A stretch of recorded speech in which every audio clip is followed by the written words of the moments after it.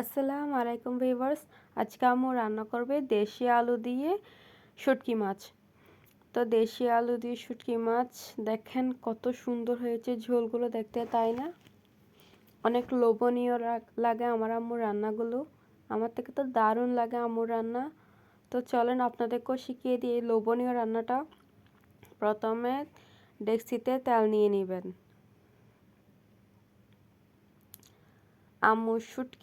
আম্মুর হাতের শুটকি মাছ মানে বেস্ট। তেল গরম হয়ে গেলে সেখানে দিয়ে দিব হচ্ছে পেঁয়াজ কুচি। শীতকালীন সবজি নতুন আলু যখন আছে, নতুন আলু দিয়ে তো রান্না করতে হবে শুটকি মাছ। নতুন আলু আর শুটকি মাছ রান্নার কম্বিনেশনটা দারুণ। তো এই পেঁয়াজগুলো অল্প নরম হয়ে গেলে সেখানে দিয়ে দিব হচ্ছে মরিচ বাটা।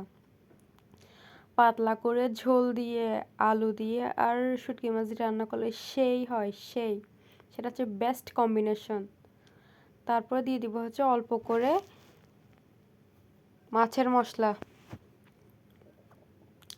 মশলা দিয়ে ভালো করে নেড়ে চেড়ে নেব।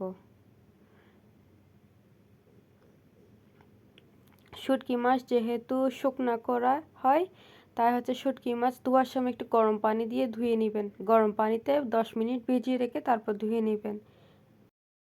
এতে শুটকি মাছের গন্ধটা চলে যাবে। এই তো এখানের মধ্যে দিয়ে দিলাম হচ্ছে খোসা সহ আলুর টুকরো। ছোট আলু 2 টুকরো করে দিয়ে দিয়েছেন।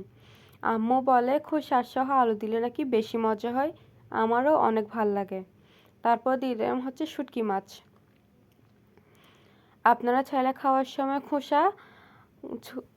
খোসাটা ছাড়িয়ে নিয়ে খেতে পারেন, কিন্তু আমার খোসা সহ খেতে অনেক ভাল লাগে।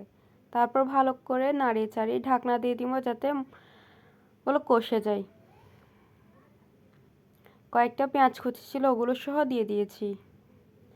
কিছুক্ষণ পর দেখবো ভালো করে কষে গিয়েছে। এই তো দেখেন কষার পর এই অবস্থা। কষে যাওয়ার পর সেখানে দিয়ে দিব কয়েকটা কাঁচামরিচ 2 ভাগ করে। কাঁচামরিচগুলো দিয়ে সেখানে দিয়ে দিব হচ্ছে বেশ কিছু পরিমাণ পানি। তারপর ঢাকনা দিয়ে দিব যাতে এগুলো রান্না হয়ে যায়। এই তো কিছুক্ষণ পরে খুলে দেখি বলক চলে এসেছে। দেখেন কত সুন্দর লাগছে দেখতে তাই না? এই মুহূর্তে হচ্ছে টমেটো দিয়ে দিচ্ছিলাম। আপনার হয়তো পানি বেশি লাগছে, কিন্তু এরকম শুটকি মাছটা আলু দিয়ে রান্না করলে ঝোল পাতলা হলেই ভাল লাগে। টমেটোর পরে দিয়ে দিচ্ছে হচ্ছে ধনেপাতা কুচি। তারপর আবার ঢাকনা দিয়ে দিচ্ছে যাতে টমেটো আর ধনেপাতা কুচি একটু সিদ্ধ হয়ে যায়। এই তো টমেটো সিদ্ধ হয়ে গেছে, এখন একদম রেডি খাওয়ার জন্য। ধন্যবাদ এতক্ষণ সাথে থাকার জন্য। আল্লাহ হাফেজ।